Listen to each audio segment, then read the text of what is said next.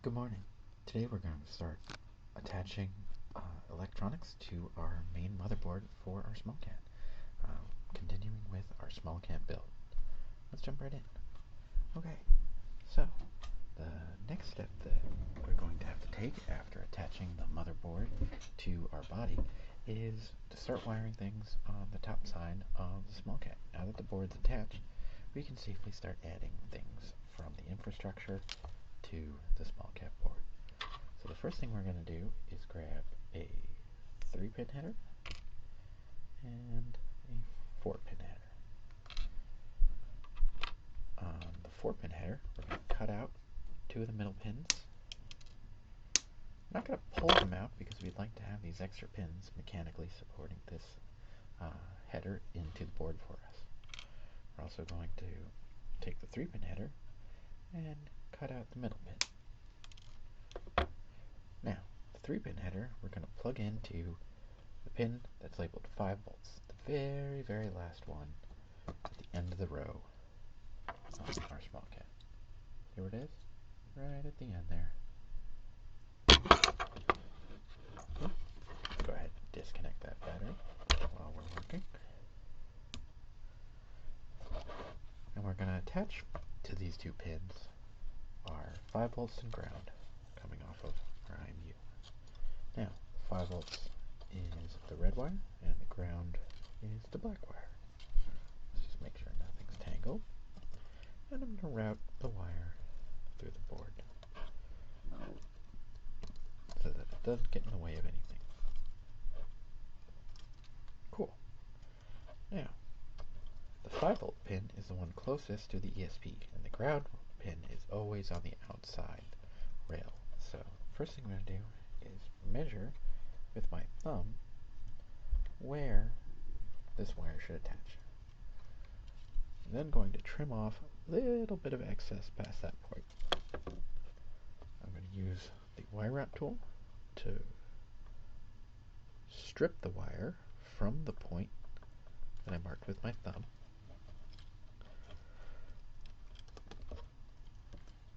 And wrap the rest of the connection.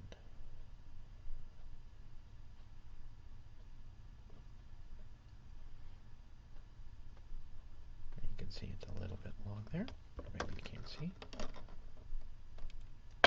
Trim that down to the appropriate length for a wire wrap.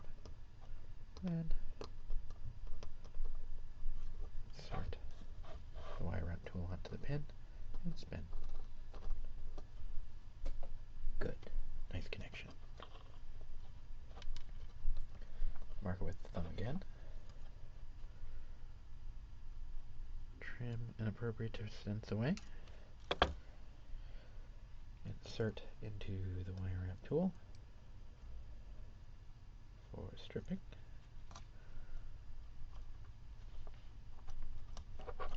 Strip from the thumb mark. Insert the stripped wire.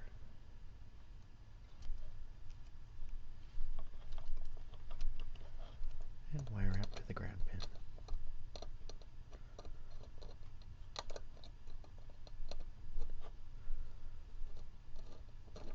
Spin, spin, spin. Cool. Now power and ground for our IMU have been wired. We're going to rotate and find the SCL and SDA pins. And we're going to put our 4-pin connector so that the 2 pins remaining are SDA, SCA, and SCL. Now we'll remember our green wire is the clock, which in this case is defined as SCL. So we're going to run the wires again, routing it through the small cat board, using our wire wrap tool to guide them gently. Never pulling, never yanking. Just gently guiding them into place. Good. Now, we'll remember that we have 2 wires to attach at roughly the same distance. I'm going to mark them with our thumb and then trim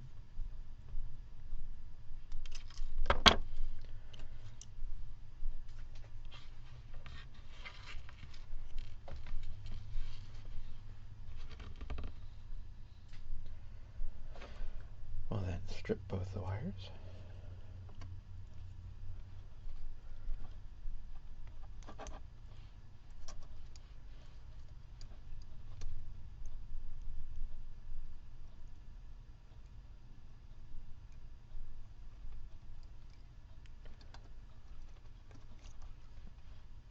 Oopsie.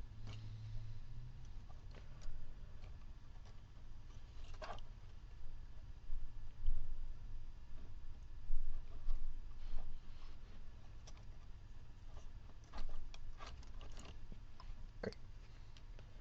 We're then going to take the clock line, which is green, insert it into the wire ramp tool.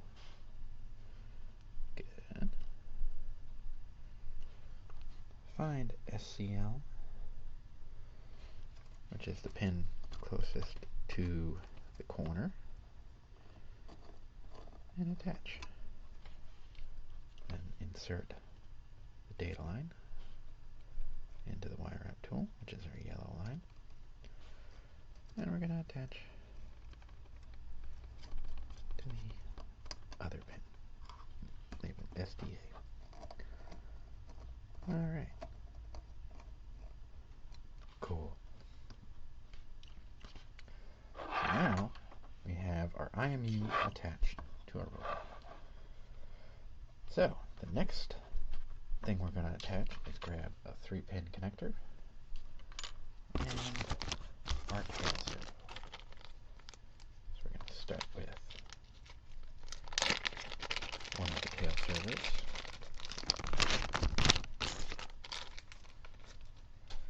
We're going to plug it into our 3-pin connector. And then we're going to find the tail pin in our instructions. Let me switch back to the instructions. Here we go. So tail, base pan on pin 33. So we're going to find pin 33. We're going to connect our servo with the yellow wire closest to the ESP32. And 33. So now we're going to focus in on this.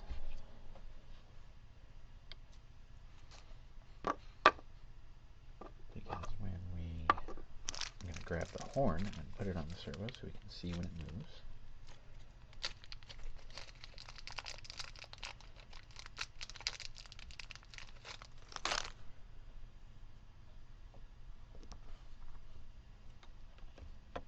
Right in the middle there.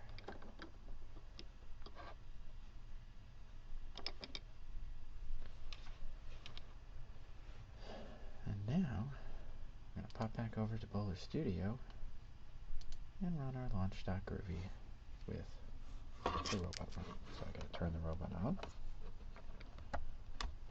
and power. And then we're going to run our launch.groovy. Should now find our servo server. Good. Hey there.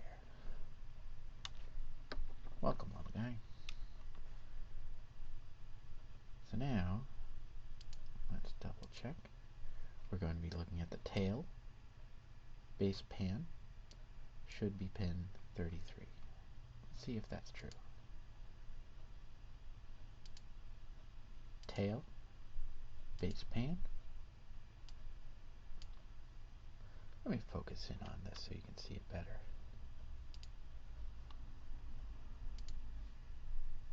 So I found it under arms, tail, base pan. And let's just go ahead and move the slide bar to see if our servo moves. Cool. Let's zoom out so you can see what I see. Now as I move that slide bar again, you can see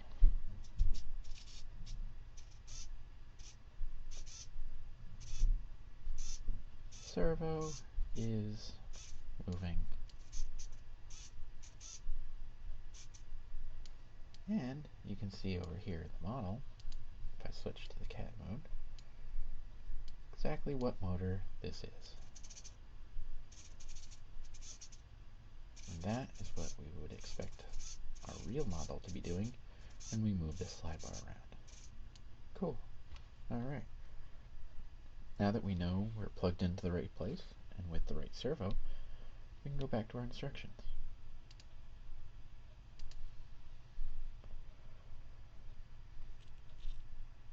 And in our instructions, we're going to attach the servo to its plastic piece. So we're going to go into our bag of 3D printed parts and find our neck. But that is for the next video. We're going to treat this as a nice stopping place. We've got our IMU wired up and our neck ready to, our tail ready to be